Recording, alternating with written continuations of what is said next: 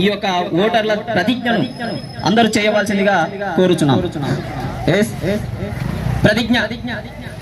భారతదేశ పౌరులమైన మేము ప్రజాస్వామ్యంపై విశ్వాసంతో మన దేశ ప్రజాస్వామ్య సాంప్రదాయాలందు స్వేచ్ఛాయుత, నిష్పక్షపాత, ప్రశాంతత ఎన్నికల ప్రభావాన్ని